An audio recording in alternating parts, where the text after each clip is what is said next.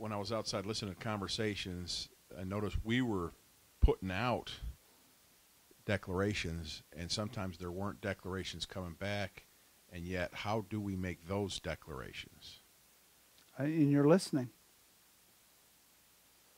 So by keeping that open, that changes that. Well, all you have to do to make it a declaration is whatever they say, hear it as a revelation about them. It can be just as new every time. That's not the point. The point is that they're only speaking about themselves. How many of you have thought you were ever speaking about something or someone else? You're only speaking about yourself. I mean, who else can you speak for? You aren't even a very accurate speaker for yourself. But you've gotten so inaccurate for yourself that you think you'd like to broaden your franchise. This is like making it up on the volume. Hey, I am so inaccurate. This is James telling the people what's a set and what's not a set when he hasn't identified a set yet.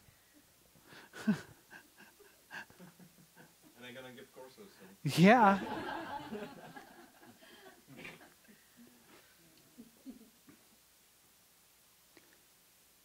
You get to hear it as them talking about themselves. Did you think I was talking to you? Ever? Every time you perceived anything as an object, you thought I was talking to or about you. You're a fucked up idiot.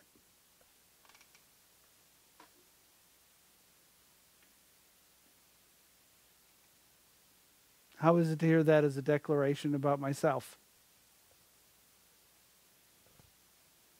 Doesn't stick. It's not even a question of doesn't stick. It's a question of don't you have a response about me saying that about myself? I feel the response. I open the response and let it happen. Yes, that's it.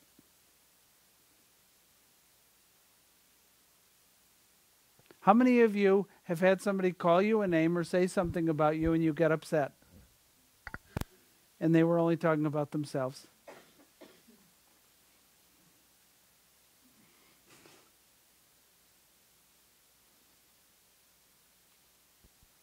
A declaration is a way of trying it on, making theirs a declaration. Yes. So that's why we're always trying on whatever you say. Yes. Precisely. You're forced here to try it on, whatever I say. And it's never about you.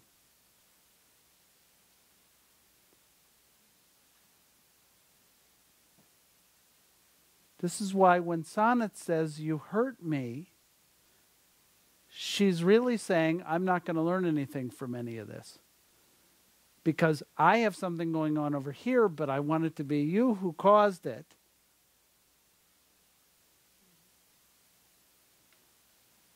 You can fill in Nathaniel for Sonnet here. You get it? I want you to be the one who caused it. I mean, that's really the whole, I said before this course, this is what we're going to unwind here. You see, we've come at it from all different directions.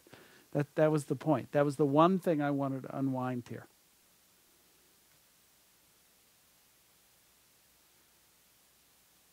You hurt me. And then some of you, the caring ones of you, say, I don't want you to think that you hurt me. I don't want, you get it? I don't want you to think that I hurt you. It's getting further and further away from the scene of the pleasure.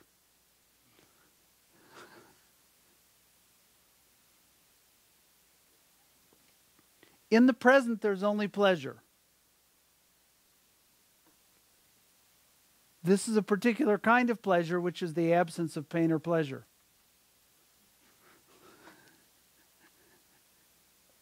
Hey, look, I came here with the ability to create or do absolutely anything imaginable, and I'm not doing anything.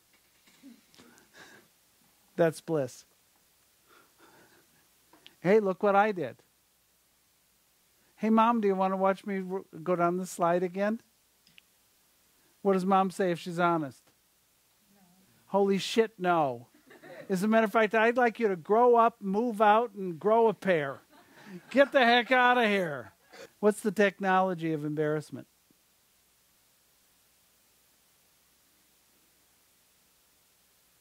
In other words, how do you get embarrassed?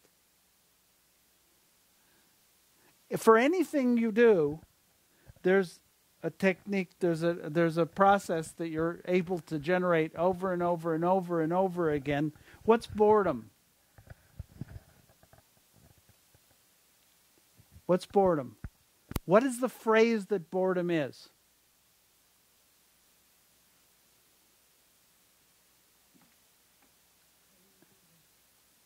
Mm-mm.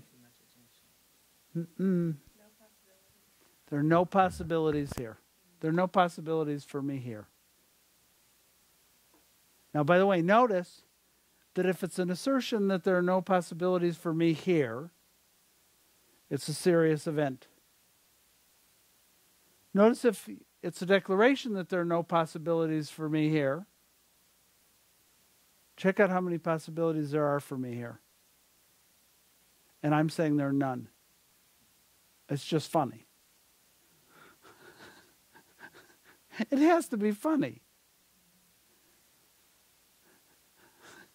It's like you go out here, you step in a fire ant thing. I don't know if you guys have been bitten by fire ants, but they're pretty cool. They'll go after you. It hurts like hell. And they're all over you, and you go, God, I want some ants. Please. As a matter of fact, thinking says, put your hand in it because you have greater sensitivity in your hand than your foot, and then your foot won't hurt.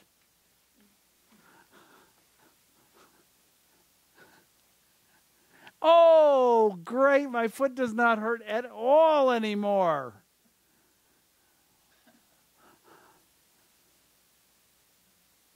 What's embarrassment? That's what boredom is. It's the either assertion or declaration. It's serious if it's an assertion. It's funny if it's a declaration that there are no possibilities for you here. Can you find that in when you've said I'm bored? For the most part, it was an assertion. You know, there you are at the top of the zip line. You've never done anything like this before. You're scared of heights. Here it is. You go, there are no possibilities for me here.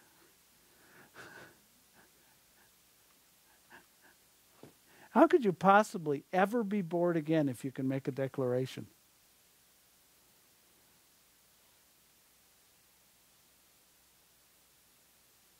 Along with that, if some of you know people who get bored quite often, I presume you do, especially teenagers if there's nothing to do.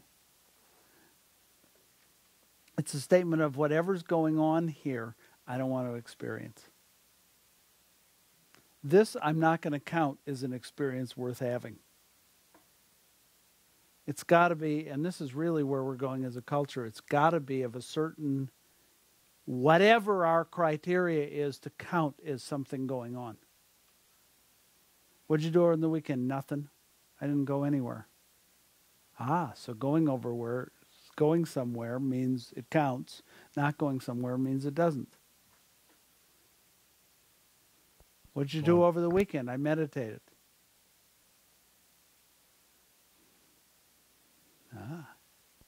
Is that the going to sleep of the 9 that you talk about? What'd you do over the weekend? I got divorced. Killed 3 people. Nothing much, the usual.